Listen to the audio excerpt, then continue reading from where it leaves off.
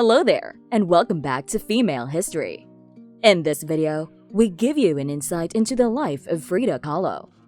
Envision the remarkable ability to transform your deepest pains and passion into vivid art, reflecting not mere dreams but the very essence of your own reality. Step into the world of Frida Kahlo, a visionary woman who painted the canvas of her life with the colors of her soul. In 1925, a harrowing bus accident threatened to extinguish a nascent flame that was just beginning to flicker. Yet, Frida Kahlo, the resilient woman who emerged from this nightmarish ordeal, harnessed its energy as fuel, igniting a lifelong journey of artistic exploration amidst unyielding pain and adversity. So, how did this reality shape the remarkable artist and woman that Frida Kahlo became? And how did it reverberate throughout the art world, leaving an enduring imprint that continues to resonate today? Join us as we delve into her captivating life story to uncover the answers. Early life. Magdalena Carmen Frida was born in Coyoacan, Mexico City on July 6, 1907. She was born to a German immigrant father, Wilhelm, who embraced Mexico and its vibrant culture as a photographer, and Mathilde, Frida's mother. But when she was just 6 years old, she had polio, which left her unable to move from her bed for 9 months. And since the infection had caused injuries to both her right foot and right leg, she had to hobble while she was recovering from the illness. In the meantime, encouraged by her father, she dived into soccer, swam laps in the pool, and even wrestled. Her fighting spirit was nothing short of inspiring. Let's jump ahead to the year 1922.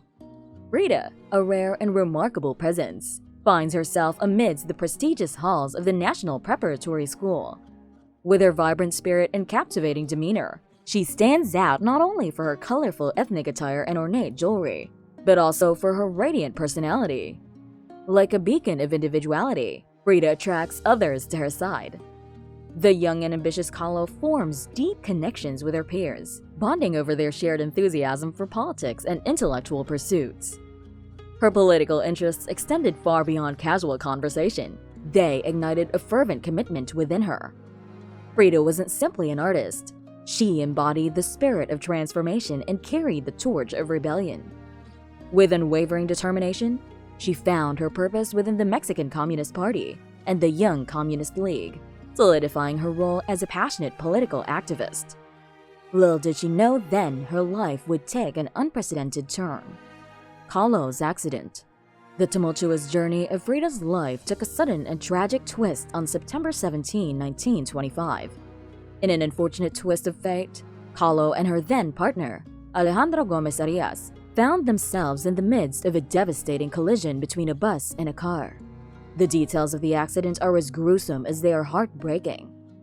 A steel railing pierced Kahlo's body, entering through her hip and exiting the opposite side, leaving behind a cruel array of fractures that stretched from her spine to her pelvis. After the accident, Kahlo spent a considerable period of time in the Red Cross hospital in Mexico City, grappling with the profound changes in her life. Eventually, she transitioned to her personal sanctuary, where she bravely continued her journey to recovery in the comforting embrace of her own home. But it was during this recovery period that a new chapter began for Kahlo. She found relief and an outlet for her emotions in painting. The hobby that was once pursued now transformed into a vital lifeline. And so, the world of art saw the creation of Kahlo's first self-portrait the following year, a symbolic gift she later presented to Gomez Arias. So, amid the aftermath of a devastating accident, Frida's journey as an acclaimed artist began to take shape. But prior to that, another event occurred. Marriage. In 1929, Frida Kahlo entered into matrimony with Diego Rivera, a renowned Mexican muralist. The initial encounter between them took place in 1922, when Rivera visited Kahlo's high school for a project. Serendipity brought them together as Frida witnessed Rivera's skill in creating the creation, a painting displayed in the school's lecture hall. Their paths converged once more in 1928, and the connection between them was unmistakable. Encouraged by Rivera's support for her artistic aspirations, Kahlo was drawn to him, and they soon began dating.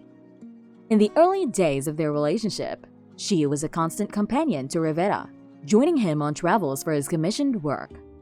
Over time, Frida began to evolve as an artist. Under Rivera's influence and guidance, her art flourished.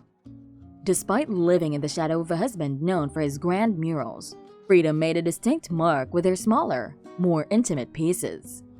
Her work transformed into a personal act of defiance, a declaration of her individuality that surpassed the label of being solely Diego Rivera's spouse.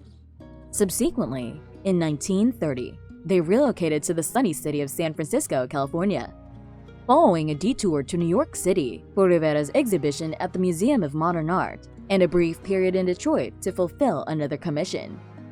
The year 1933 brought chaotic times to their doorstep. Rivera's painting, Man at the Crossroads, commissioned by Nelson Rockefeller for the RCA building in Rockefeller Center, caused an uproar. Rockefeller's dissatisfaction with the inclusion of Vladimir Lenin, a communist leader, resulted in the mural being covered up. Following this incident, the couple moved to San Angel in Mexico. Living separately but close by in San Angel, the couple's relationship was marked by turmoil. Rivera's numerous affairs, including one with Kahlo's sister Cristina, were a source of distress for Frida. As an act of rebellion, Frida chopped off her signature long black hair. Amidst the emotional chaos, Kahlo's strong desire for motherhood was met with another devastating loss of pregnancy in 1934. The roller coaster of their relationship continued. In 1937, the couple jointly provided refuge to the fleeing Soviet communist Leon Trotsky and his wife Natalia, who found asylum in Mexico and moved into Kahlo's childhood home, the Blue House. The buzz around town was that Trotsky and Kahlo had a brief affair. The storm of their relationship eventually led to a break in 1939, only to reconcile a year later. Yet, as they grew older, they found comfort in their separate lives, still connected but largely independent, a fitting end to an intense, unforgettable love story. Their tumultuous and passionate relationship found its reflection in Kahlo's artistry.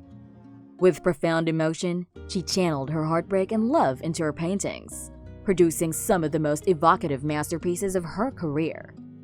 Among them, the two Fridas, created during their period of separation, stands as a vivid portrayal of her shattered heart and the duality of her identity.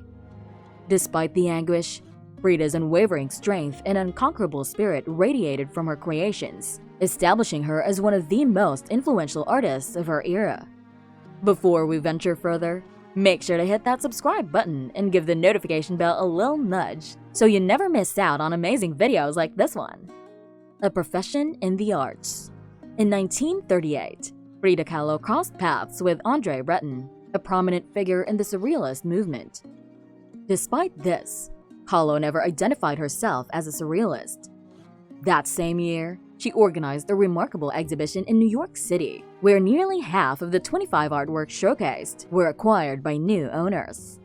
The success of the exhibition caught the attention of influential figures, earning Kahlo not one, but two coveted commissions. One from renowned magazine editor Claire Booth Luce. 1939 was a year of change. Kahlo packed her bags and moved to the city of love, Paris. Here, she rubbed shoulders with the likes of Marcel Duchamp and Pablo Picasso, showcasing some of her works amidst these art world giants. In 1941, Kahlo was awarded a commission by the Mexican government to paint portraits of 5 notable Mexican women. However, a succession of personal tribulations, such as the heartbreaking loss of her cherished father and persistent health challenges, hindered her from fulfilling the commission. But Kahlo was not one to be silenced. She continued to make her mark in the art world, her works gracing multiple group exhibitions.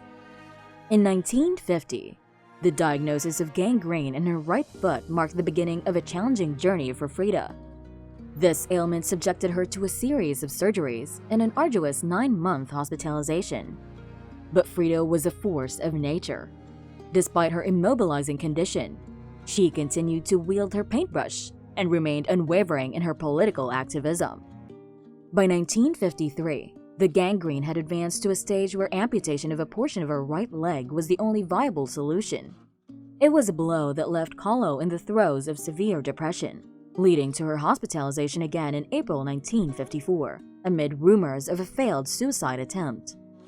2 months later, Frida faced another setback as she was diagnosed with bronchial pneumonia, necessitating her readmission to the hospital. Yet, Frida's resolve remained unshaken.